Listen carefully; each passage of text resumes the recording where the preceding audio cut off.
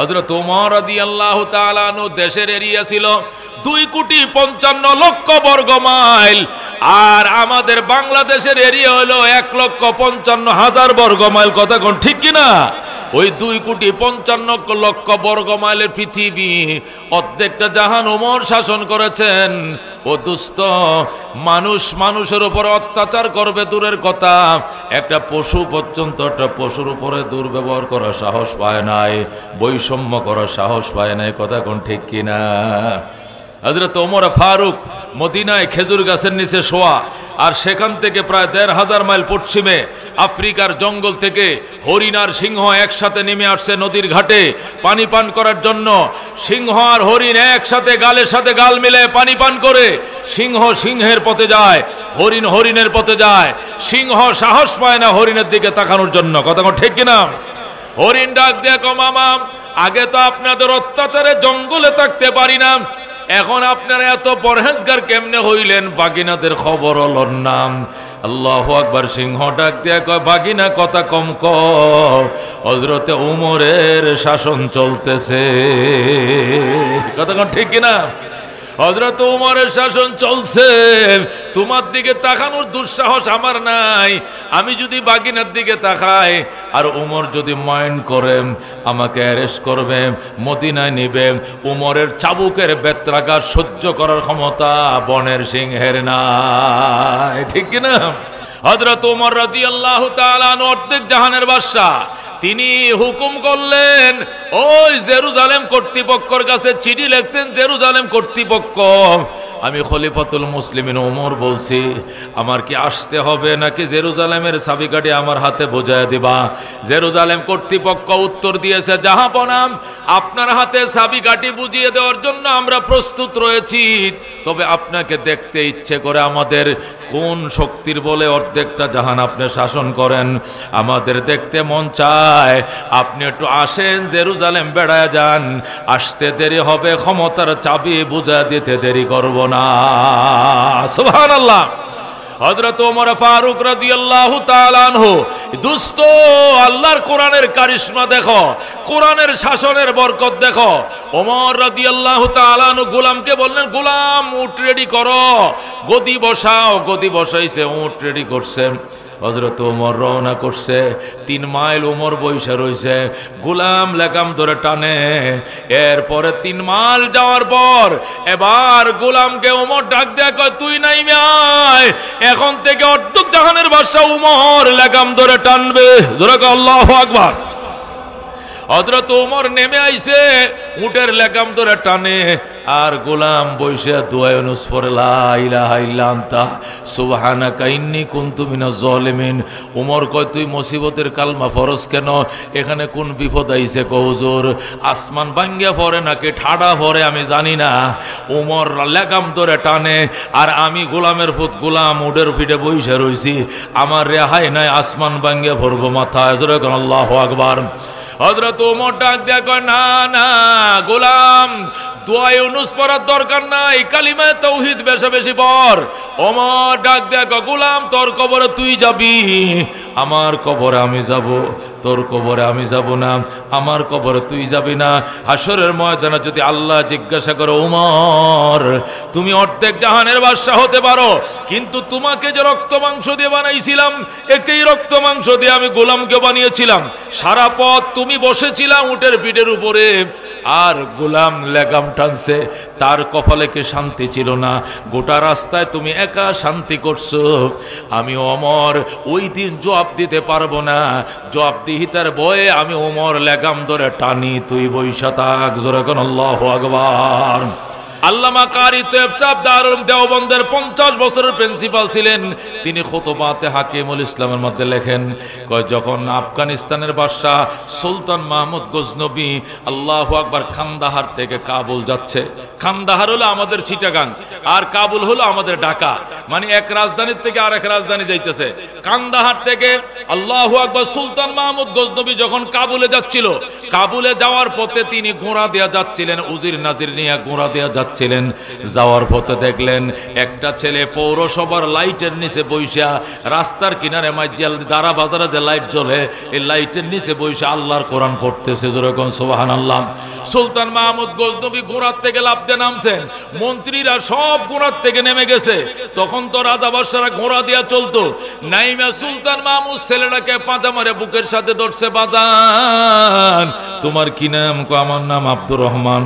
তুমি এখানে কি করো? কো আল্লাহর কোরআন পড়ি।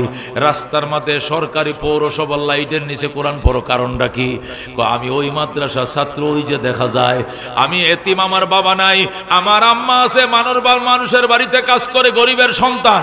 আমার আব্বা নাই, হারিকেন কেনার ক্ষমতা আমার নাই। আমি সাতিবাইয়ের হারিকেনের মাঝে ভরি। হারিকেন ছিলেন তো? সাতিবাইয়ের হারিকেনের মাঝে ভরি। সাতিবাই 10টা বাইজে গেলে হারিকেন নিভায় ঘুমায় যায়। আমিও পড়তে পারি না, আমার মেধা কম। এই জন্য সকালবেলা হুজুরে আমারে মারে। 2 পৃষ্ঠা বিনা লোকমায় না খোল নাম না শুনাইতে পারলে আমারে মারে। এই জন্য আমি করছি কি, এই সরকারি লাইটটা সারা রাত এমনি জ্বলতে থাকে, পৌরসভার লাইট। এই লাইটের নিচে আইসা কোরআন 12টা 1টা পর্যন্ত পড়ি। পইরা ঠোঁটস্থ করার পর এবার মাদ্রাসায় যাইয়া ফজরের আগে পৃষ্ঠা 2টা শোনায়া এরপরে আমি ঘুমাই। যেরকম সুবহানাল্লাহ। সুলতান মাহমুদ গজনবী রহমতুল্লাহ ডাক দেখো, আয় বাবা আয়, আমার ঘোড়ার উপরে তুই উঠ, তোরে আমি রাজধানীতে নিয়ে যাব। সুলতান মাহমুদ ছেলেটাকে ঘোড়ার উপরে উঠাইছে, কোরআন শরীফটা বুকে নিয়ে বসে রয়েছে। আঙ্কেল আমি যাবো না, কতরে দেরি করবো না আঙ্কেল, আমার পৃষ্ঠা শিখ হয়ে গেছে, শোনাবো, তোমাকে শোনানোর সুযোগ দেওয়া হবে, তুমি চলো। সুলতান মাহমুদ গজনবী তিনি ঘোড়ার উপরে ছেলেটাকে উঠাইয়া রাজধানীতে নিলেন, নিয়ে নিজের গতির মধ্যে বসাইলেন। বসায় বললেন, আজকের থেকে তুই আফগানিস্তানের বাদশাহ। আল্লাহু আকবার। আজকে থেকে তুই এই দেশের প্রেসিডেন্ট। বাচ্চাটা খুশি হয়ে কয়, আঙ্কেল আমার প্রেসিডেন্ট আমার কাছে দামি নয়, আল্লাহর কোরআনের হাফেজ হওয়া আমার কাছে বড় দামি। আমাকে মাদ্রাসায় দিয়ে আসেন। আপনি আনছেন কেন? আমাকে দিয়ে আসেন। সুলতান মাহমুদ গজনবী ছেলেটার কথা শুনে অবাক হয়ে গেছে। খাতা কলম নিয়ে ডাক দিয়া সুলতান মাহমুদ মাটিতে বইছে। ছেলেটাকে সিংহাসনে বসায় রেখে কয়, বাবা বলো একটা হারিকেন কিনলে কয় টাকা লাগে? কয় 5 টাকা। 1 মাসে কেরাসিন লাগবে কত? কয় 5 টাকা। তোমার গায়ে শীতের পোশাক না একটা চাদর কিনলে কয় টাকা? কয় 5 টাকা। তেল সাবান লাগে মাসে কয় টাকা? 5 টাকা। তাহলে 4 5 20 টাকা। 20 রে 12 দিয়ে গুণ দিলে 12 20 240 টাকা। তোমার বছরের খরচ 240 টাকা। যাও বাবা 240 টাকা দিলাম। আল্লামা কারি তৈয়ব সাহেব রহমতুল্লাহ আলাইহি খুতবাতে হাকিমুল ইসলামের মধ্যে লেখে 240 টাকাটা ক্ষতির ভিতরে ঢুকাইছে। ক্ষতি চিনুননি? আগের দিনে কাপড় দেবানে তো মনে আছে, একটা ক্ষতির ভিতরে সরকারি যে ক্ষতি আছে, এই ক্ষতির ভিতরে 240 টাকা ঢুকাইয়া সুলতান মাহমুদ গজনবী এই ছেলেটা আব্দুর রহমান এতিম ছেলেটার কোমরের মধ্যে টাকাটা বান্ধা দিছে। বান্ধা দিয়া উজিরকে ডাইকে, উজির আয়, আমার প্রধানমন্ত্রী আয়, আব্দুর রহমানকে এক দৌড়ে ঘোড়া দিয়া মাদ্রাসায় পৌঁছায়া দিয়া। বলো আল্লাহু আকবার। সুলতান মাহমুদ গজনবী রহমতুল্লাহ আলাইহি উজিরকে বললেন, ছেলেটাকে মাদ্রাসায় পৌঁছায় দিয়ে আইবা। ছেলেটার পড়া কমপ্লিট হয়ে গেছে, এখন যাইয়া পড়াটা শোনাবে। এই ছেলে পড়াটা শোনানোর পর দিন হবে যখন বাজারে যাইবে, একটা হারিকেন কিনবা, হারিকেনে তেল ঢুকাইবা, তেল সাবান কিনবা, রেহাল কিনবা, একটা শীতের জ্যাকেট কিনবা, একটা চাদর কিনবা। টাকাগুলো 1 বছরে ফুরাবে না। যদি ফুরায় যায়, যখন ফুরায় আসবা আবার তোমারে খরচ দিব। যতদিন কোরআনের হাফেজ না হইবা, তোমার সমস্ত খরচ বহন করার দায়িত্ব আমি সুলতান মাহমুদের ব্যক্তিগত ফান্ডে হবে। জোরে আল্লাহু আকবার। ছেলেটা কাঁদতেছে। সুলতান মাহমুদ কে, বাজান তুমি কান্দো কেন? কো হুজুর আমি আনন্দে কান্দি। 12 বছর বয়স আমার, আমি 30 পারা কোরআন প্রায় মুখস্থ করে ফেলাইছি, আর কয়েকদিন পরে সবক উঠে যাবে। 12 বছর পর্যন্ত আমার আনন্দ ছিল। আমি যদি একটা হারিকেনের মালিক হতে পারতাম, আমি যদি একটা সুইটারের মালিক হতে পারতাম, আমি যদি তেল সাবান কিনতে পারতাম। আমার বাবা নাই, অনেক বছর আগে আমার বাবা ইন্তেকাল করেছে। আপনি আমাকে ওই টাকাগুলো দিছেন, এই টাকা পাই আমি খুশি, আমি আনন্দের কারণে কাঁদতেছি। আল্লাহু আকবার। সুলতান মাহমুদ নিজেও কান্না শুরু করছে। এবার ছেলেটা জিজ্ঞাসা করে, আঙ্কেল আপনি তো এই দেশের প্রেসিডেন্ট, আপনি এই দেশের বাদশা, আপনি কান্দেন কেন? বাবা রে, 2টা জিনিসের কথা মনে হয়ে গেছে, এই জন্য কান্দি। কি 2টা জিনিস? আজকে 12 বছর পর্যন্ত নবীকে স্বপ্ন দেখার জন্য কান্দি, কিন্তু আল্লাহ নবীর স্বপ্ন দেখার ভাগ্য আমার হয় না। আমি কত দুরূদ শরীফ পড়ে ঘুমায়, কত তাহাজ্জুদ পড়ে ঘুমায়, কত পবিত্র বিছানায় ঘুমায়, কোরআন শরীফ পড়ে ঘুমায়, কত সাদাকা করে ঘুমায় নবীকে এক নজর দেখার জন্য। কিন্তু 12 বছর আল্লাহ আমারে আশা পূরণ করে নাই। এইটা হলো আমার মনের প্রথম বেদনা। 2 নম্বর বেদনা এই যে দুনিয়াতে চলি, কত মানুষ সামনে পড়ে, কিন্তু ভালো মানুষ দেখি না। ভালো মানুষ যদি পাইতাম জুতাটি সোজা করতাম, জুতাটি বহন করতাম। ছেলেটা ডাক দিয়া আঙ্কেল আমি আজকে দোয়া করবো ইনশাআল্লাহ আগামী কালকের ভিতরে দুনো আশা আল্লাহ পূরণ করে দিবে। জোরে কোন সুবহানাল্লাহ। সুলতান মাহমুদ ডাক দেখো বাবা আল্লাহর হস্তে তোমার কাছে দোহাই লাগে, তোমার কাছে বাবা দোয়া চাই, তুমি দয়া করে আমার জন্য দোয়া কইরো, আল্লাহ যেন আমার 2টা মনের আশা পূরণ করে দেয়। সুলতান মাহমুদ এইগুলো বলে এরপরে কাঁদতে কাঁদতে ঘুমায় গেছে। ছেলেটাকে উজির নিয়ে মাদ্রাসায় পৌঁছে দিয়েছে।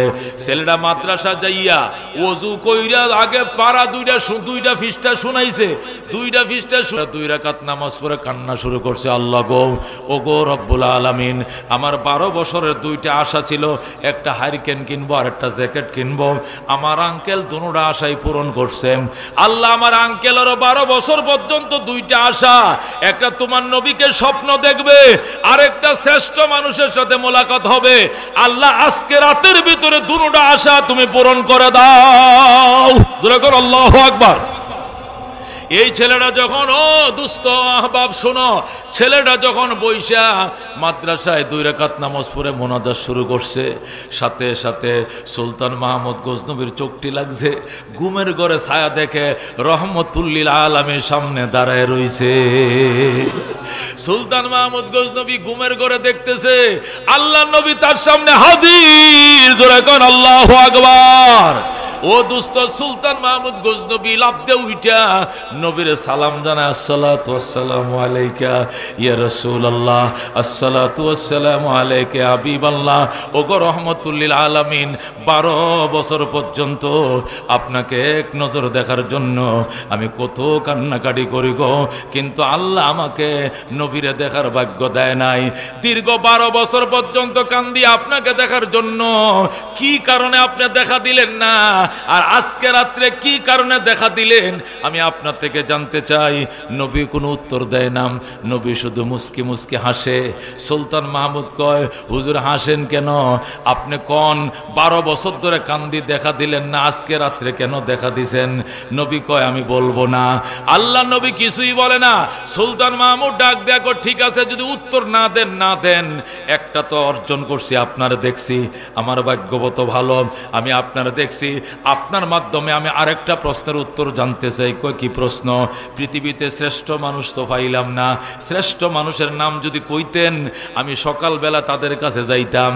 নবী ডাক দেয়া কয় সুলতান মাহমুদ গজনবী নিজের অনেক বড় পণ্ডিত মনে করো, আমি তো মনে করছিলাম তোমার জ্ঞান আছে অনেক, এখন দেখলাম তোমার কোনো জ্ঞান বলতে কিছু নাই। ও সুলতান মাহমুদ গজনবী, তুমি কি এখনো ভালো মানুষ কারে কই চিনো না? তুমি কি এখনো চিনো নাই? 12 বছর পর্যন্ত কান্দ নবীরে স্বপ্ন দেখার জন্য, আমি তুমি নবী তোমারে দেখা দেই না। আজকে একটা ভালো মানুষের জন্য হারিকেন কিনে দিছো, কেরোসিনের টাকা দিছো, সুইটার কেনার টাকা দিছো। এই ভালো মানুষটা যখন হাতটা বাড়াইছে আমি নবী মদিনায় টিকতে পারি না। আল্লাহু আকবার। এ সুলতান মাহমুদ গজনবী, তুই কি জানোস না আমি তো দুনিয়াতে বইলেই আসছি খাইরুকুম মান তাআল্লামাল কুরআনা ওয়া আল্লামা। তোমাদের মধ্যে ভালো মানুষ তো ওই মানুষ যে নিজে কোরআন পড়ে অন্যকে পড়ায়, যে নিজে কোরআন শিখে অন্যর শিখায়, সেই তো সর্বশ্রেষ্ঠ। খাইরুকুম, তোমাদের মধ্যে সর্ব উত্তম ওই ব্যক্তি যে নিজে কোরআন পড়ে এবং অন্যকে শিখায়। কথা কোন ঠিক কিনা? এ সুলতান মাহমুদ গজনবী, তুই রে তো নিজেকে অনেক পণ্ডিত মনে করস, তুই কি হাদিস এটা জানোস না? শ্রেষ্ঠ মানুষ ওই ব্যক্তি যে নিজে কোরআন পড়ে অন্যকে পড়ায়। এই সুলতান মাহমুদ গজনবী শুন, 12 বছর পর্যন্ত কান্দ আমাকে দেখার জন্য, আমি দেখা দেই নাই, কিন্তু কোরআনের পাখিটার জন্য যখন হারিকেন কিনে দিছ, ও দুস্থ যখন কেরাসিন কিনার টাকা দিছ, সকালবেলা নাস্তার কয়টা পয়সা দিছ, আল্লাহ রাব্বুল আলামিন আমারে বলছে এই ছেলেটা যদি মোনাজাতে হাত বাড়ায় নবী আপনি দেরি করবেন না, সুলতান মাহমুদকে দেখা দিয়া দেন। বলেন আল্লাহু আকবার। আল্লামা কারি তৈয়ব সাহেব যিনি খুতবাতে হাকিমুল ইসলাম লেখছেন, দারুল উলুম দেওবন্দ মাদ্রাসার 50 বছর প্রিন্সিপাল ছিলেন আল্লামা কারি তৈয়ব সাহেব রহমতুল্লাহ আলাইহি, এই ঘটনা লেখার পর বলছেন, আমাদের আকাবের দেওবন্দের অভিজ্ঞতা থেকে বলছি, যারা এই কোরআনের পাখিদের খেদমত করবা, চাউল ডাইলের ব্যবস্থা করবা, খানা পিনার ব্যবস্থা করবা, তেল সাবানের ব্যবস্থা করবা, রেহাল কোরআনের ব্যবস্থা করবা, আর মনে মনে যদি নিয়ত থাকো এই উসিলায় নবীকে স্বপ্নযোগ্য দেখব, আল্লাহর কসম তুমি নবীরে স্বপ্ন না দেখে মরবা না, মরবা না, মরবা না। জোরে কোন আল্লাহু আকবার।